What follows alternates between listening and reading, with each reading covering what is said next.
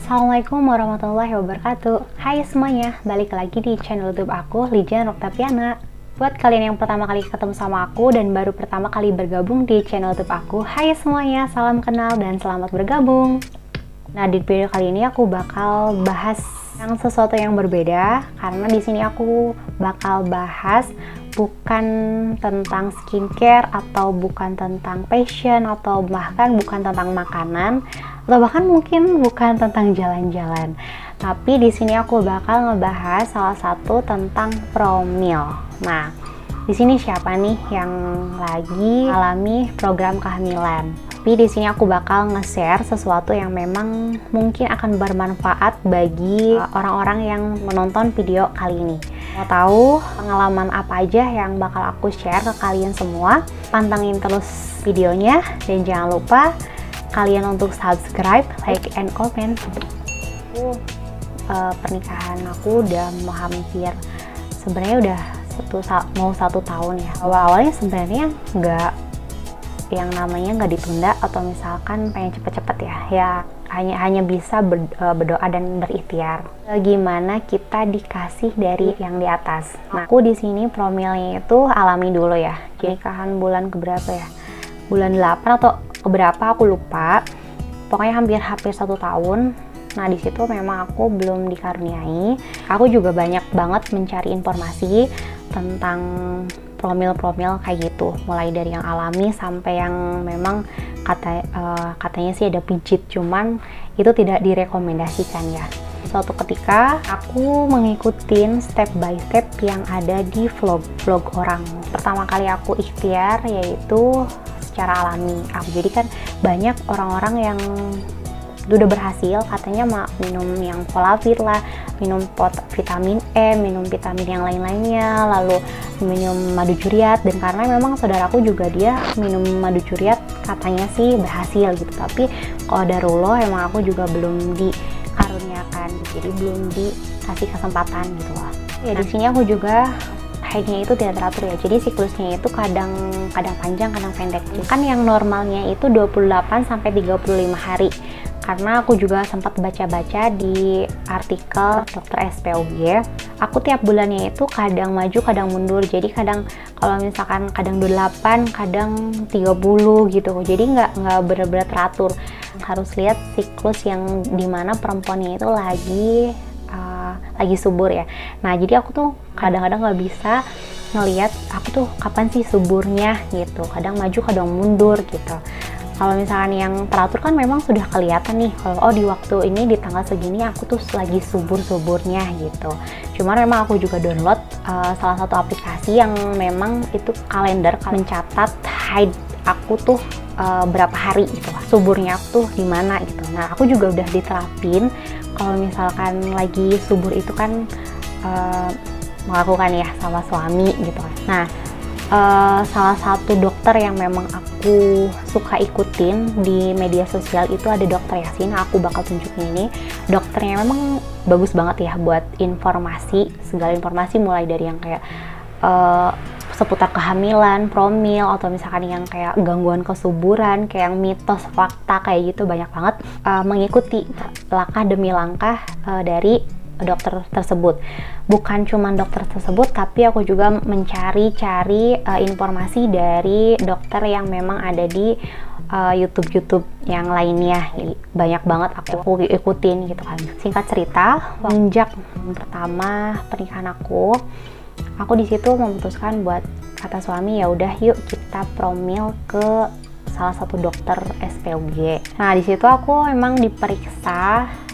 Langkah awal yang dokter lakukan itu adalah di USG, disuruh suami untuk tes sperma ke Rodia gitu waktu itu. Setelah pemeriksaan dari dokter, aku dikasih vitamin ini namanya Ospit Platinum. Dia itu banyak banget sih kandungan yang ada di sini, komposisinya ini banyak banget. Nanti aku cantumin komposisinya apa aja. Dan diminumnya juga selama 30 hari, selama 1 bulan. Ini 30 kapsul 1 hari sekali. Dan ini juga harganya kalau lumayan karena emang ini juga isinya banyak banget. Dan selanjutnya aku promil yang ada di Mitra Keluarga di Jakarta. Kebetulan emang aku ikut dengan suamiku, jadi aku promilnya tidak diteruskan dengan dokter yang sebelumnya, jadi aku melanjutkan untuk di dokter yang baru. Nah, pas di dokter yang baru ini aku sempat kaget juga sih, kaget plus gimana ya pokoknya.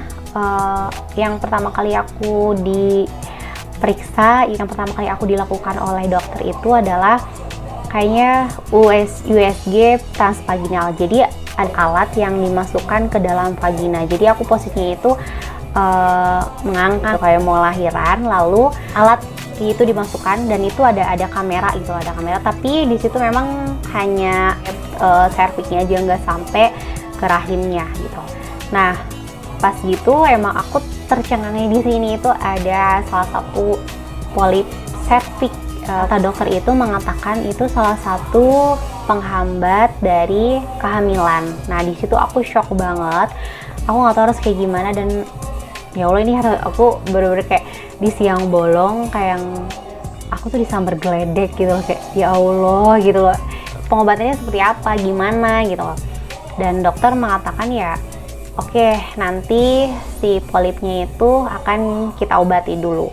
Tapi yang aku di sini bingung lagi, dokternya itu mengatakan kok dinding rahimnya itu sudah tebal. Ada dua kemungkinan, dimana aku kan di situ belum head ya, belum head. Jadi kalau misalkan bulan depannya head, itu berarti ada sesuatu yang memang mengganggu kesuburan untuk kehamilanku. Jadi memang dari si polipnya itu mengganggu, harus dilakukan HSG katanya. Kalau memang bulan depan aku tidak head, berarti kemungkinan memang ini ada peluang untuk ada kehamilan gitu. Jadi kan salah satu hamil itu kan dindingnya itu tebal dulu, ada kantungnya, karena di situ memang aku juga diperiksa di USG itu belum ada kantungnya. Sebulan kemudian aku di situ udah melakukan berbagai pengobatan dari dokter yang sebelumnya. Aku cek lagi, kontrol lagi di dokter yang di Mitra Keluarga lagi yang kemarin, dan itu Masya Allah, itu kuasa Allah gitu kan. Di bulan suci Ramadan itu awal banget, aku ingat banget aku di USG dan dokter mengatakan ini sudah ada kantungnya, jadi itu sudah ada 7 minggu gitu. Jadi aku juga nyangka nggak nyangka gitu, aku juga bingung, kayak sempat bingung, dok ini polipnya itu kayak gimana, karena kan polipnya itu kan ada gitu loh, masih ada, nggak diangkat. Jadi kalau misalkan dokter kan kemarin bilang kalau misalkan emang benar-benar mengganggu itu kan harus diangkat, harus dioperasi gitu loh. Dan dokternya bilang ya udah nggak apa-apa, karena ya memang itu sudah jadi gitu loh, udah jadi kantong gitu kan. Alhamdulillah di situ memang aku nggak sia-sia, tapi memang aku juga tidak